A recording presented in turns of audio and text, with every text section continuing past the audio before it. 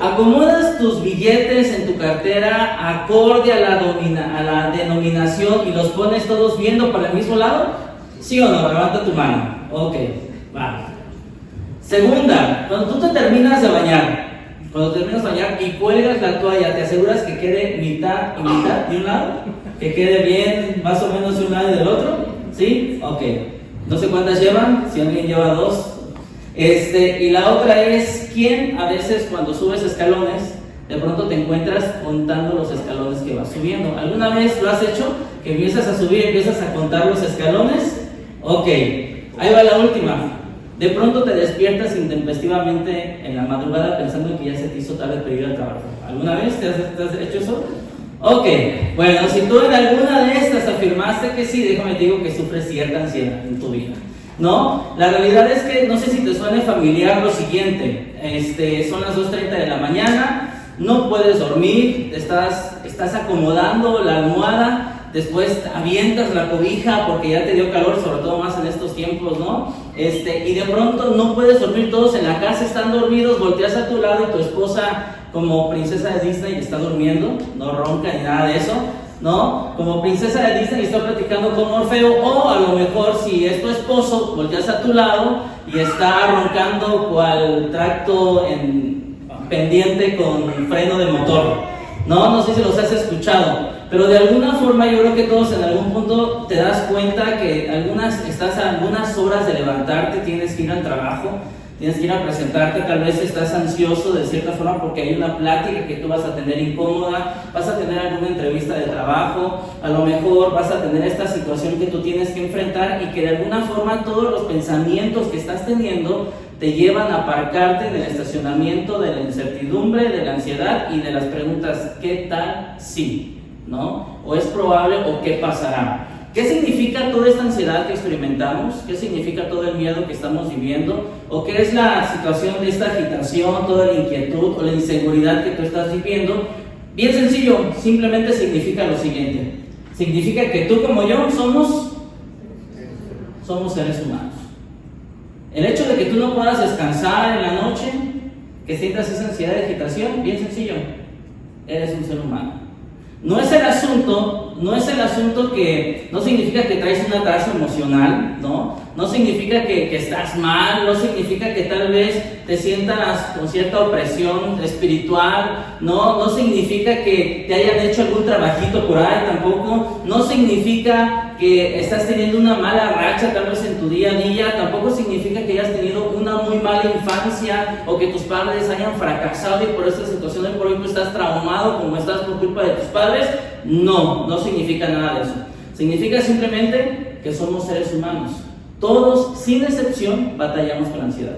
Todos, sin excepción, algunos más, algunos menos, pero todos batallamos con la ansiedad. De hecho, Jesucristo mismo batalló con la ansiedad. Estando en el huerto de Getsemaní, tú recordarás esa historia, estaba previo a ser crucificado, a ser entregado, y él oró 3 veces pidiéndole al Padre, si puedes, pasa de mí esta copa, pero no se haga mi voluntad, sino la tuya, ¿no? Su corazón estaba latiendo, dice Lucas capítulo 22, verso 44, que su corazón latía tan fuerte de nuestro Señor Jesucristo que empezó a sudar pequeñas gotas de sangre. De la tensión, del estrés que estaba experimentando, los vasos capilares en su organismo se empezaron a romper y empezó a sudar gotas de sangre, según dice Lucas. Ahora, una de las palabras más comunes que se usa en la Biblia para la palabra preocupación viene del siguiente griego, viene del griego merignate, y básicamente este griego, el merignate, está básicamente dividido en dos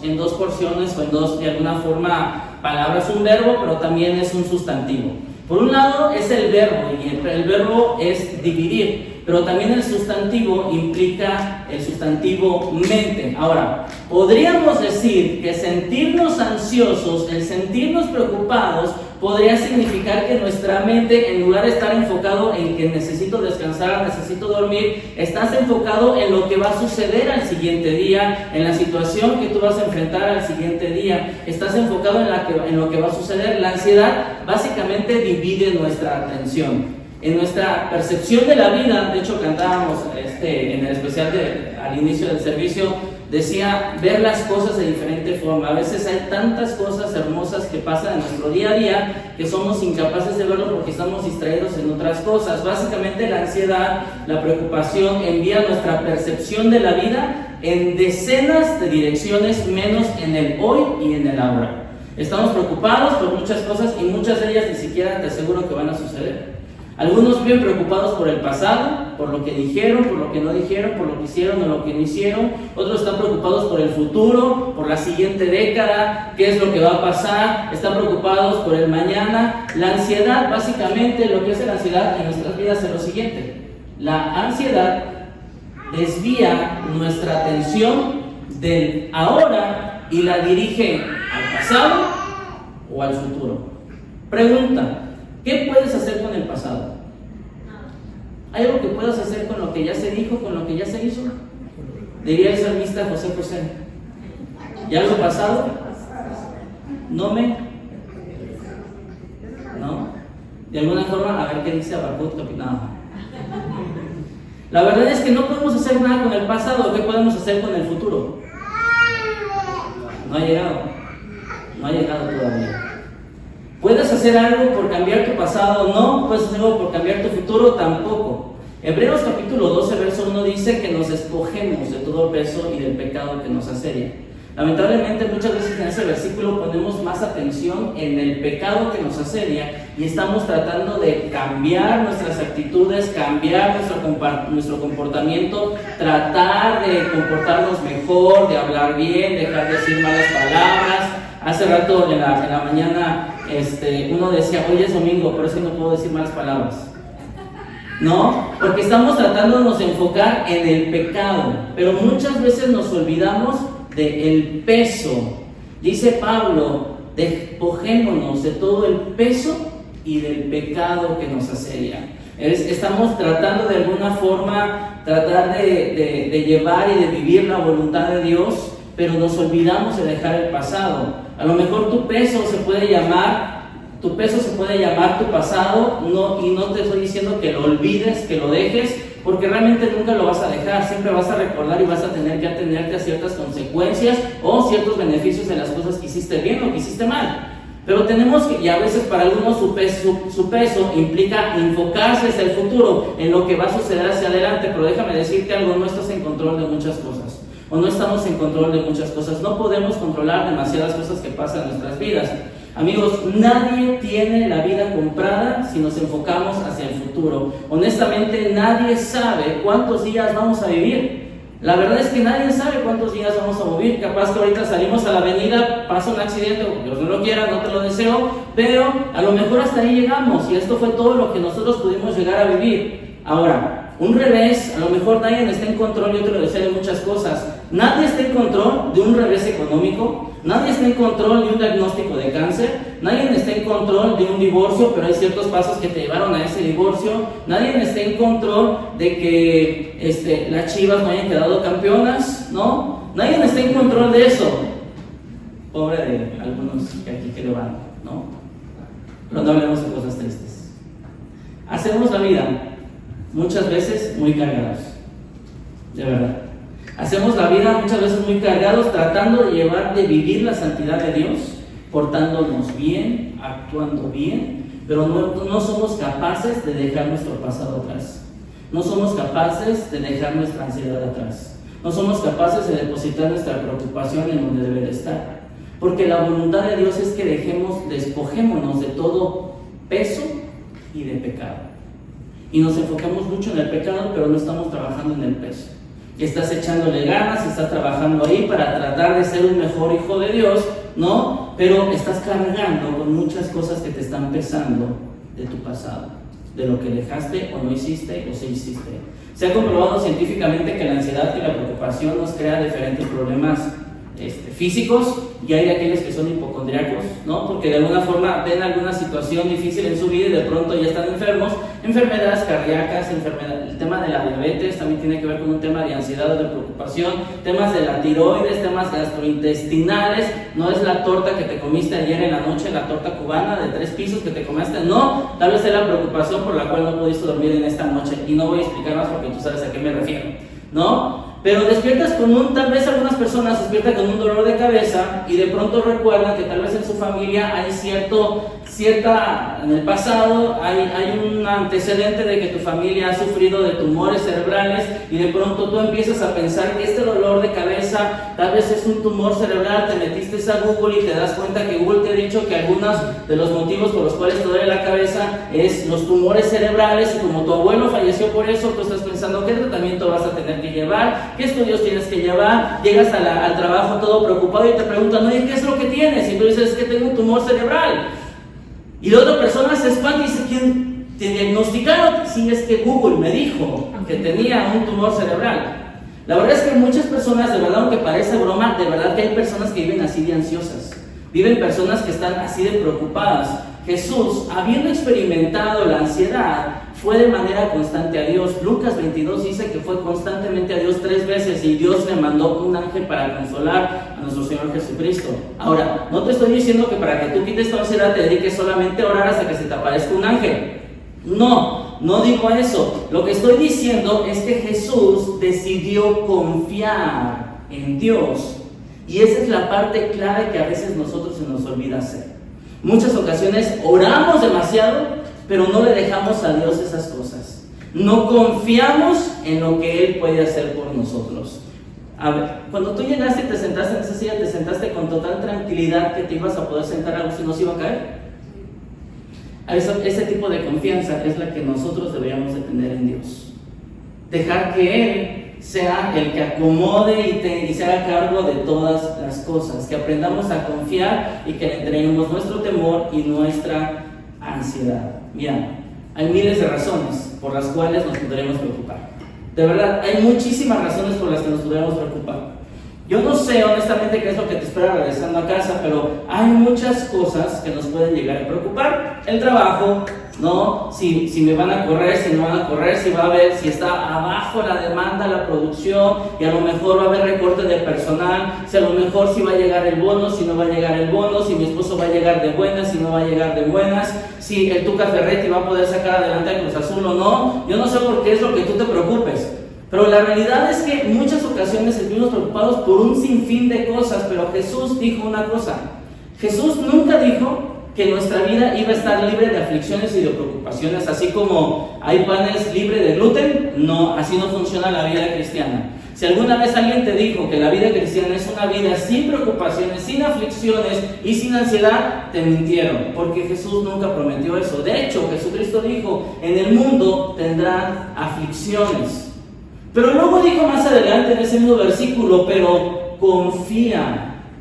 Esa es la parte que en muchas ocasiones nosotros no trabajamos, que muchas veces nosotros dejamos de lado. Él aseguró que Él iba a estar con nosotros todos los días hasta el fin de tu vida, hasta el fin del mundo. Él siempre va a estar a nuestro lado. Es mi obligación. ¿Ya encontré mis lentes? Entonces nada, buscando en la mañana. Es mi obligación decirte que no sé qué es lo que te espera hacia adelante. Yo no sé qué es lo que te espera hacia adelante. Yo no sé si te espera un mal diagnóstico. Yo no sé si te espera una casa sola. Yo no sé si te espera tal vez en la semana un despido, un revés económico, ya te lo decía.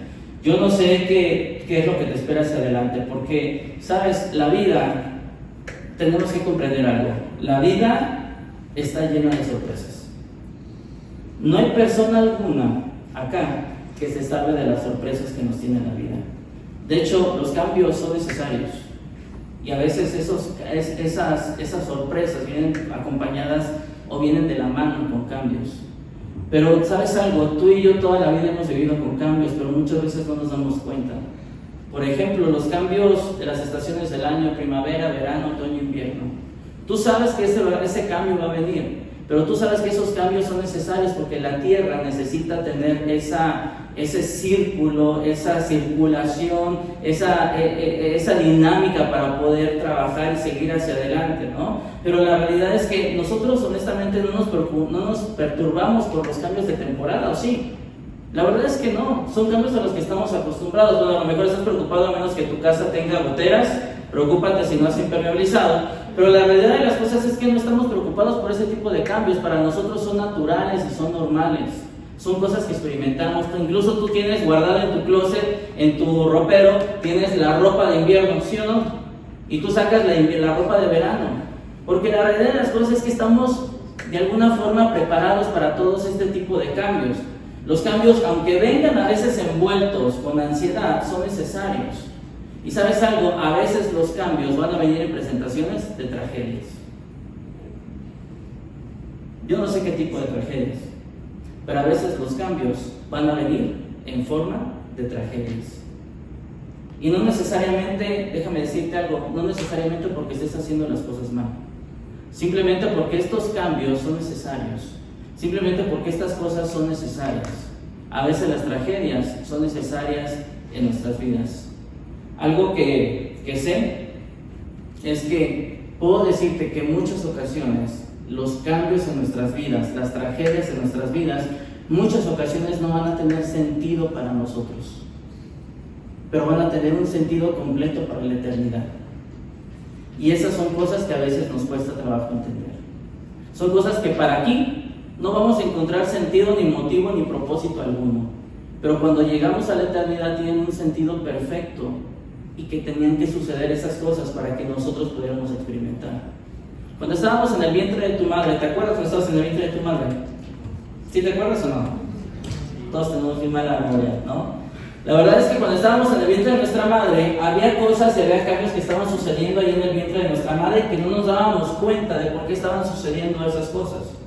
Y a lo mejor tú dices, bueno, ahí no te das cuenta de muchas cosas. La verdad es que sí, pero cuando estabas en el vientre de tu madre, ese lugar seguro, ese lugar acogedor, ese lugar amoroso en el vientre de tu madre, cuando tú estabas ahí, de pronto empezaron a haber cambios en tu cuerpo y empezaron a, por ejemplo, tus ojos los comenzaste a tener. Pregunta, ¿los ojos los necesitabas en el vientre de tu madre? La verdad es que nunca los abriste.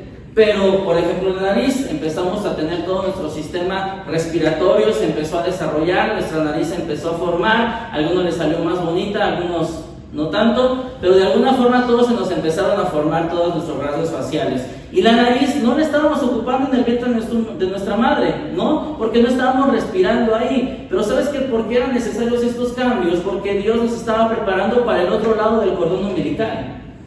Nos estaba preparando porque algún día ibas a usar esos ojos, por eso nos estaba preparando porque algún día ibas a necesitar ese sistema respiratorio. Todos esos cambios son necesarios y a veces nosotros tenemos que aprender a ver cada uno de los cambios que pasan en nuestras vidas como cosas necesarias hacia adelante. Deuteronomio capítulo 11, verso 11 dice que la vida es una jornada de colinas y de valles. Nuestra jornada es una vida de colinas, a veces estás arriba, y de valles. A veces estás abajo. Y David decía en el Salmo 23, aunque ande en valle de sombra de muerte, no temeré mal alguno, porque tú estarás conmigo. La verdad, los valles son la metáfora, hablando acerca para los tiempos difíciles, los momentos de oscuridad, los momentos de desesperación, de derrota, de desaliento. Yo no sé si tú has experimentado cada uno de estos momentos en tu día a día, pero tenemos que saber acerca de tres cosas acerca de los valles. La primera de ellas es que los valles son como Liverpool. ¿Saben cómo es Liverpool? Son parte de tu vida. O como Thanos. O sea, los de Bad Bunny para acá, soy no, aquí hay puro de Bad Bunny para atrás, ¿verdad?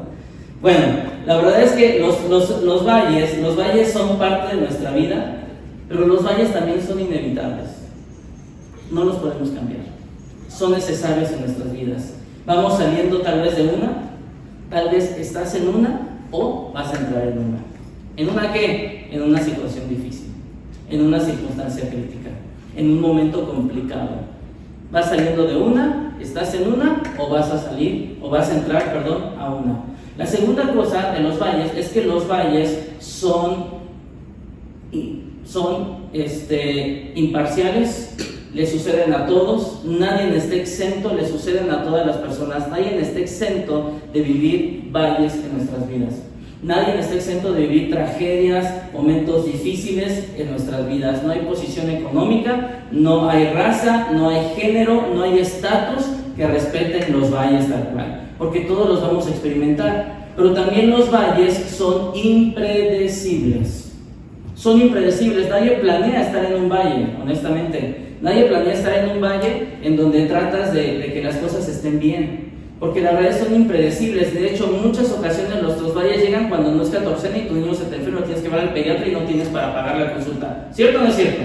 La verdad es que en muchas ocasiones los valles llegan cuando nadie se lo espera. Proverbios 27:1 dice: no presumas del mañana, porque nadie sabe lo que traerá su futuro. No presumamos hacia adelante, porque nadie sabe lo que nos espera en el futuro. Aunque vivimos en una época, honestamente, muchachos, viven en una época bastante sencilla y bastante simple. Si tú le preguntas a tus padres, las cosas eran totalmente diferentes. Nos tocaba trabajar más, nos tocaba luchar más, y a veces tenías que estudiar y trabajar. A lo mejor tú dices: bueno, yo también lo estoy haciendo, qué bueno, porque entonces estás preparándote para algo mucho más. Aunque vivimos en una época de pastillas milagrosas, tenemos que comprender que no hay forma que podamos librarnos de los valles, porque los valles son necesarios en nuestras vidas. Santiago dice que te alegres cuando te encuentres en problemas. Bueno, Santiago, yo no tengo esa visión. Yo no tengo esa forma de ver las cosas, pero Santiago nos anima a que nos alegremos cuando estemos en problemas. Y sabes, estamos tomando para este texto, para este estudio, estamos tomando un texto de Filipenses capítulo 4 que yo creo que es un texto bastante útil, bastante práctico y que nos marca ciertas pautas para que podamos vivir estos valles en donde podamos estar bien y vivirlos de manera diferente. Proverbios capítulo 4, verso 4, por favor, ayúdame a leerlo. ¿Qué dice?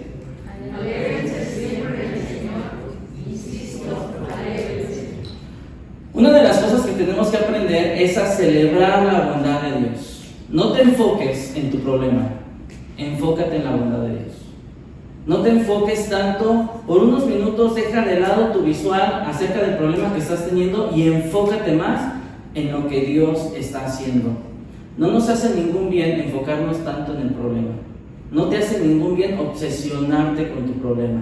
No te hace ningún bien que estemos atorados en nuestro problema. Mientras más miras tu problema, más grande se hace. Y entonces empiezas a perder la visual de todo lo que está pasando a tu alrededor, porque estás enfocado en el problema que estás viviendo. De hecho, tenemos que aprender a mirar más a Dios y mirar menos nuestro problema. Cuando aprendemos a mirar más a Dios en lugar de nuestro problema, el problema toma la visual correcta, objetiva y real de las cosas como son. Y en muchas ocasiones, para algunas personas, nuestro problema puede llegar a ser muy grande. De hecho, David, cuando estaba siendo perseguido por Saúl para matarlo, eso era lo que estaba pasando en el Salmo 121, verso 1 y 2. Dice el Salmo 121, verso 1 y verso 2: a las montañas levanto mis ojos. Dice: ¿de dónde ha de venir mi ayuda? Mi ayuda proviene del Señor, creador del cielo y de la tierra. Pero te das cuenta de la intencionalidad que pone David hablando acerca de la circunstancia que estaba viviendo. Dice: yo levanto mis ojos. ¿De dónde viene mi socorro? Mi socorro viene de Dios, no viene del problema. Amigo, amiga, por más que tú te enfoques en mirar a tu problema, no se va a solucionar. Por más que tú le des vuelta y digas: si yo no hubiera hecho, si yo no hubiera dicho, si yo no hubiera, eso no sirve ya de nada, porque lo hubiera, no existe. Y tenemos que trabajar y pensar hacia adelante y saber qué es lo que Dios quiere hacer con estas cosas. La intencionalidad del salmista era: no medites en la confusión de tu problema, ten una perspectiva mucho más amplia. ¿Alguna ocasión ha llegado tu hijo o tu hija llorando porque le rompieron el corazón? ¿Alguna vez? ¿No? Yo todavía no, gracias a Dios, pero sé que va a llegar. Y ya tengo una escopeta ahí guardada cuando llegue ese momento. Pero el asunto es que no ganamos nada enfocándonos en nuestro problema. Llegan nuestros hijos con un gran problema ahogándose en un vaso de agua y tú dices: qué bueno que te libraste de este patán. No sé qué es lo que tú seas o lo que estés pensando, pero vemos las cosas de manera diferente que nuestros hijos, porque nosotros ya caminamos y pasamos por ese valle, pero ellos apenas lo están experimentando. No ganamos nada poniendo nuestra vista en el problema, pero ganamos todo enfocando nuestra vista en Dios, porque tenemos una perspectiva distinta, una perspectiva diferente de las cosas.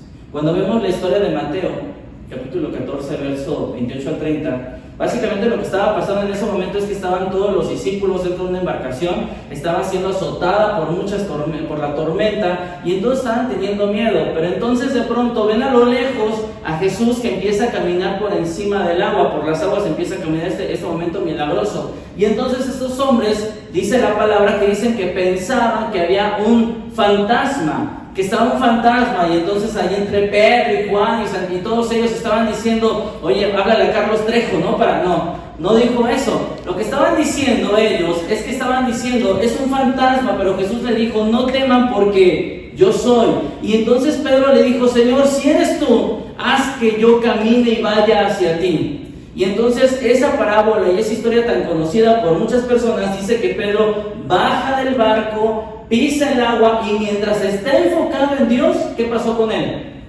Lo imposible, caminó encima del agua. Pero cuando Pedro toma sus ojos y ve la tormenta, la fuerza de la tormenta, ¿qué pasó con él? Se hundió como una piedra, tal cual. ¿Te das cuenta que en muchas ocasiones nosotros tenemos que voltear a ver mejor a Dios en lugar que tu problema? Cuando somos capaces de voltear a ver a Dios en lugar de nuestro problema, entonces las cosas cambian. ¿Acaso Dios no es soberano sobre todas las circunstancias? ¿Lo crees? ¿Crees que Dios tiene el poder o tiene más poder para solucionar tu problema? ¿Lo crees o no lo crees? Entonces, si Él gobierna todo, si Él controla todo, ¿crees que Él tiene la autoridad para cambiar las circunstancias que estás viviendo? Pero decimos creer, pero no decidimos confiar. No te apresures a mirar tu problema, apresúrate a mirar a Dios antes que tu problema. Primera, Filipenses capítulo 4, verso 6, dice así: no se inquieten por nada, más bien en toda ocasión con oración y ruego presenten sus peticiones ¿a quién? A Dios, y denle. El miedo puede provocar dos cosas. El miedo puede provocar dos cosas. La primera es la desesperación, o la segunda es la oración. Te aseguro que hay personas que cuando están experimentando un momento de bastante aflicción o de temor, aunque sean ateas o se consideren ateas, dicen: Señor, si existes, este es el momento en que tú aparezcas, porque te necesito. Si no, pregúntale a aquel muchacho que va llegando tarde a su casa, y si es con mi mamá, que te daba, con lo primero que agarrara te daba, ¿no? Tú decías: Señor, si tú existes, este es el momento en que ojalá que mi mamá esté dormida y no se dé cuenta que voy a llegar tarde, ¿no? Es más, bueno, en mi caso es que la puerta esté abierta porque nos ponían seguro y no nos dejaba entrar. Pero bueno, después les platicaré de mi triste historia. Básicamente Dios dice, en el Salmo 50:15, lo que Dios está diciendo, dice algo así como: cada que tú tengas problemas, recurre a mí. Cada que tú tengas broncas, recurre a mí. Cada vez que le estés pasando mal, recurre a mí. Mateo 7, capítulo 7, verso 7, dice, hablando Jesucristo: piden y se les dará. Busquen y encontrarán. Llamen y se les abrirá. Lo que está diciendo Jesús no está diciendo: toca a ver si te abren. Pide a ver si te dan. No, lo que está diciendo Jesús es: pide y se te dará. Tomemos, y quizá probablemente a lo mejor, muchas ocasiones son de las cosas que menos hacemos. Apelemos a lo que dice Hebreos capítulo 4, verso 16. Acerquémonos confiadamente al trono de la gracia para hallar gracia y misericordia, oportuno socorro en el momento adecuado, cuando necesitamos hacerlo. Muchas ocasiones, la realidad es que estas son cosas que no aplicamos en nuestro día a día. La verdad es que muchas ocasiones cuando estamos en problemas, lo primero que recurrimos, vamos con el tío, con el compadre, vamos con el banco para tratar de solucionar las cosas, en lugar de primero tomar paz, conciencia, calma, meditar, analizar las cosas y ver el problema de una perspectiva totalmente diferente para que podamos actuar. Pero en muchas ocasiones no hacemos eso. Y luego dice Filipenses capítulo 4, verso 7. Ayúdame a leerlo, por favor. ¿Qué dice?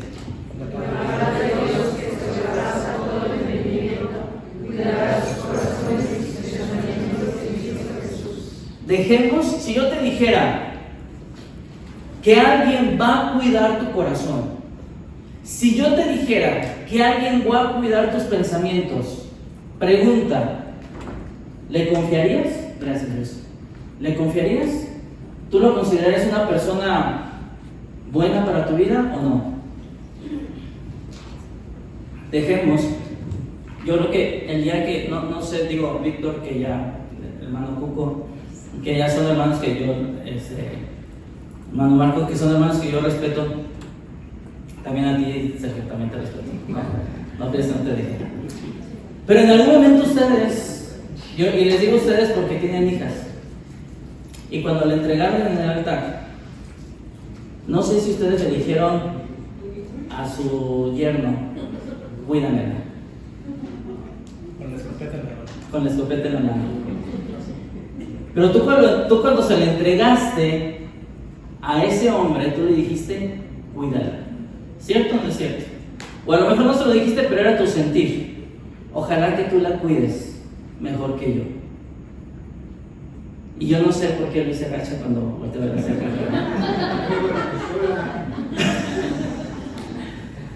Pero la realidad de las cosas es que cuando nosotros como padres entregamos a alguien tan preciado como nuestras hijas, deseamos que las cuiden. Lo que dijo Dios, lo que dice Pablo, es que Dios desea cuidar nuestro corazón y nuestros pensamientos.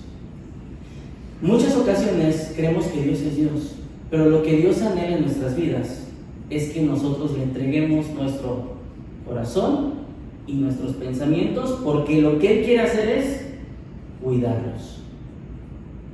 ¿Crees que tu yerno pueda cuidar mejor a tu hija que Dios? Yo creo que no. ¿Tú crees que hay alguien mejor para cuidar nuestros pensamientos y nuestro corazón que Dios? ¿Por qué no se lo damos? ¿Por qué no le decimos, Señor, aquí están mis pensamientos, Señor, aquí está mi corazón, aquí están mis emociones, aquí están mis sentimientos, porque tú los vas a cuidar mejor que yo? Dice en otra porción de la palabra, porque engañoso es el corazón más que todas las cosas. ¿Quién lo conocerá? Solamente Dios. Versículo 8 dice más adelante. Ayúdame a leerlo, por favor. ¿Qué dice? Por último, hermanos, consideren bien todo lo verdadero, todo lo respetable, todo lo justo, todo lo puro, todo lo amable, todo lo digno de admiración, en fin, todo lo que sea excelente o merece algo. Básicamente lo que dice Pablo es, cuando estés en ese momento de aflicción, de turbulencia y de ansiedad, medita en todo lo bueno. Yo te contaba la historia hace 8 días de una dama que su hija tenía 55 operaciones más o menos ya a sus cortos 13 años. Pero entonces ella comprendió este versículo y entendió y dijo, hay muchas cosas a mi alrededor que están bien. Por ejemplo, tenemos un trabajo, mi esposo y yo, estable, por el cual podemos pagar el tratamiento de nuestra hija. Nuestros 2 hijos adicionales están bien y comprenden la situación. Mi esposo y yo estamos juntos para poder enfrentar la situación. Comenzó a ver las cosas de manera distinta. Amigo, medita en todo lo bueno. No puedes controlar las circunstancias, pero siempre puedes controlar la forma y el enfoque de lo que piensas acerca de ellas. Eso es lo que tú puedes controlar. No puedes controlar que tu jefe no le caigas tan bien. No puedes controlar que a tu suegro no le caigas tan bien.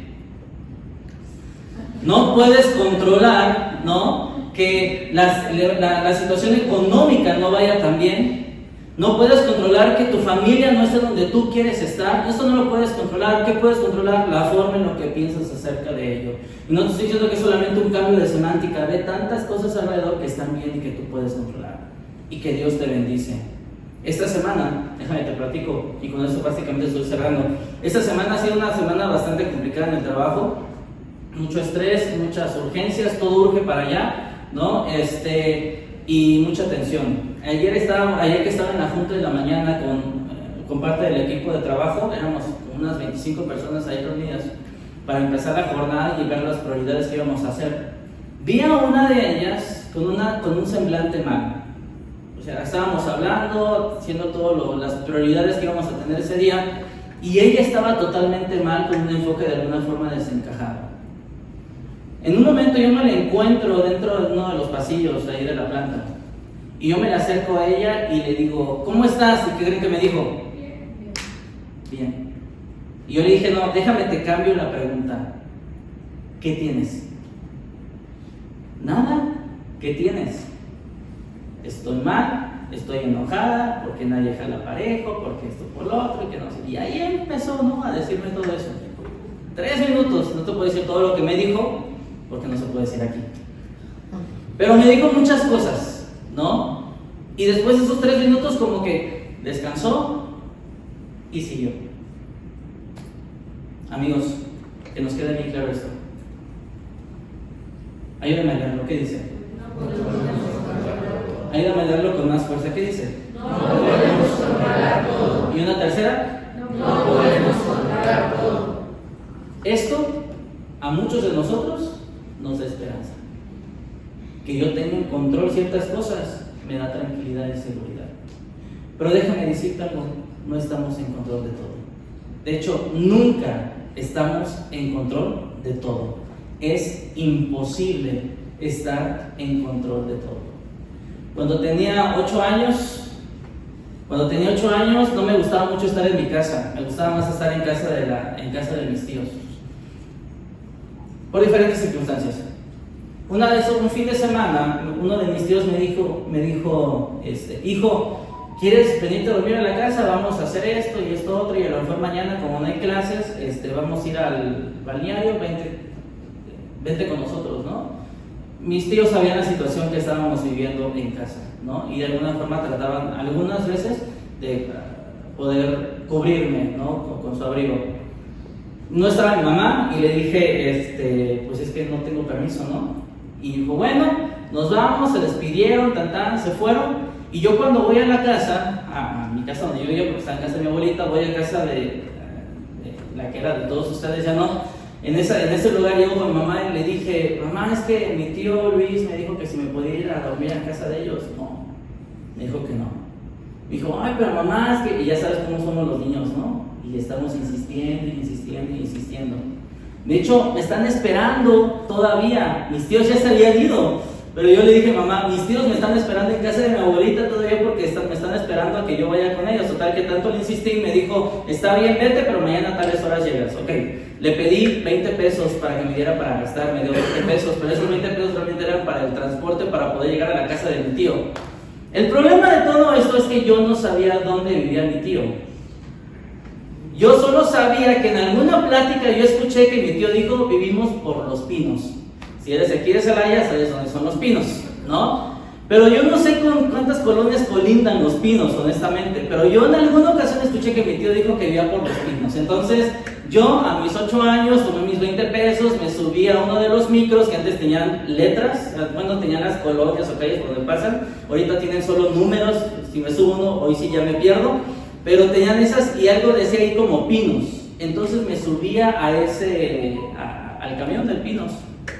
Y cuando íbamos para allá, yo recuerdo que en alguna ocasión que yo iba con mi tío, reconocía ciertas avenidas y ciertas calles. Entonces el camión comenzó a dar, específicamente en la colonia de San Juanico, ahí hay un microbús que da muchísimas vueltas, se mete casi, va haciendo zigzag, ¿no?, por todas las calles.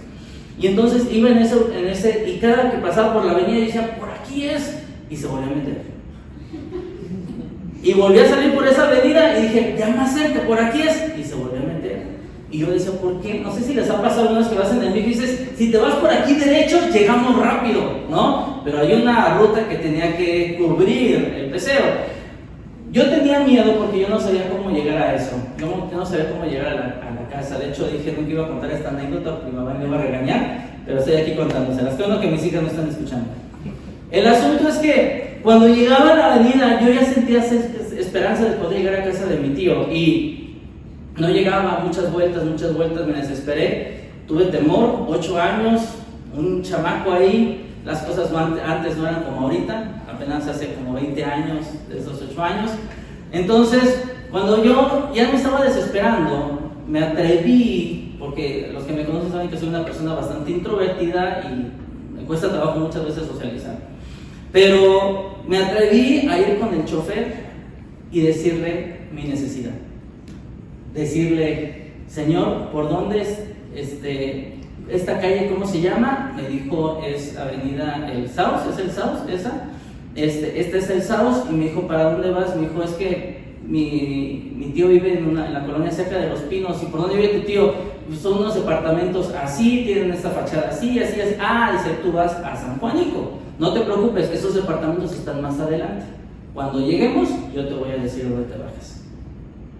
Cuando llegamos a esa esquina, él me dice, aquí es, aquí bájate. Me bajé, caminé 2 cuadras y llegué a casa de mi tío después de 2 horas.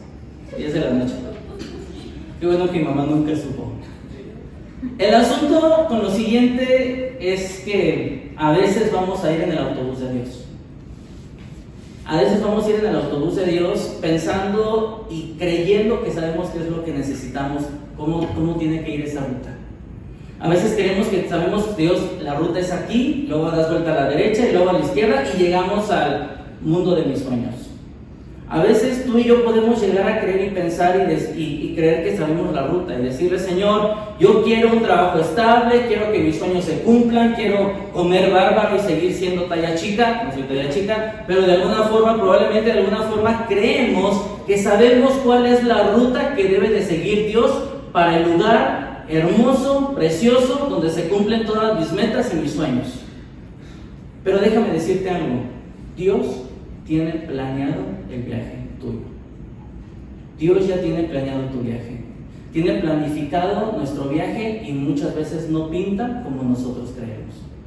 El viaje que Dios tiene para nosotros va a pasar por la calle de las pruebas, va a pasar por la avenida de las aflicciones, vas a llegar a la colonia de los problemas, vas a pasar y vas a ver la casa de las dificultades. Esa es la ruta de Dios. Vas a pasar por todas esas calles, pero déjame decirte, aunque vas a pasar por todas esas calles, Dios sigue teniendo el control de tu vida. Aunque pases por las calles y las avenidas que no te gustan, Dios sigue teniendo el control de tu vida. El mismo Jesús, en el huerto del Getsemaní, propuso una ruta distinta. Le dijo, Señor, si puedes, pasa de mí esta copa, pero Señor, no se haga mi voluntad, sino la tuya. Porque muchas veces lo que al hijo le parece malo, al padre no le parece malo.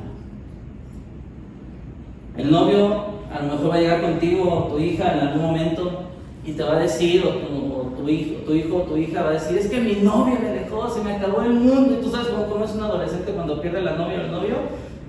Se les acaba el mundo, ¿no? Tú y yo pasamos por ahí, aunque tú digas, no, yo nunca experimenté. Sí, tú también. La verdad es que todos en el mundo, cuando nuestro primer amor nos dejó, se nos acaba el mundo, las cosas ya no van a ser igual, las cosas nos destrozaron, voy a vivir solo, voy a ser la señora de los gatos, me voy a quedar para forrar Biblias, yo no sé, ¿no? Pero tú cuando ves a tu hijo que está sufriendo por ese amor roto, por ese corazón roto, tú sabes y dices, qué bueno que te libraste de ese patán. A lo mejor tú dices, qué bueno que te libraste de ella porque no sabes la mamá que tiene, te libraste de una mala suegra. Bueno, ahí está mi suegra, es buena suegra, por cierto, ¿no? No quiero tener problemas allá. A lo mejor tú puedes llegar a decir, a lo mejor los muchachos pueden llegar a decir, es que a mí no me dejan llegar tarde. Ojalá que me dejaran llegar más tarde. Que yo pudiera llegar a las 11, 12, 13, 1 de la mañana. Yo no sé. Pero déjame decirte algo, conforme vas creciendo te vas valorando el llegar temprano a tu casa. El poder llegar a descansar a tu casa. A lo mejor algunos dicen, es que el examen de matemáticas, Baldor es el anticristo. Pues casi, ¿no? Pero de alguna forma a lo mejor tú puedes llegar a decir, el examen de matemáticas es lo peor. Ahí sí tal vez es lo peor y eso nos puede cambiar. Pero déjame decirte algo, los problemas que vemos para Dios son solamente un escalón más. Las aflicciones que tú tienes y estás viviendo hoy para Dios son un escalón más. No es el final del camino. Amigos, Dios escribió tu historia y aún no es el fin. Aún hay cosas por trabajar y aún hay cosas por delante. Hay un versículo que a mí me encanta y yo quiero cerrar con él. La forma en que Pablo ve la vida. Segunda carta a los Corintios dice de la siguiente forma.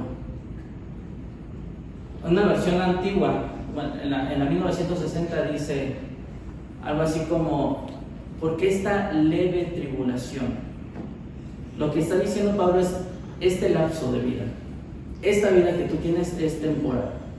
Lo que dice Pablo es, pues los sufrimientos ligeros y efímeros que ahora padecemos producen una gloria eterna que vale muchísimo más que todo sufrimiento.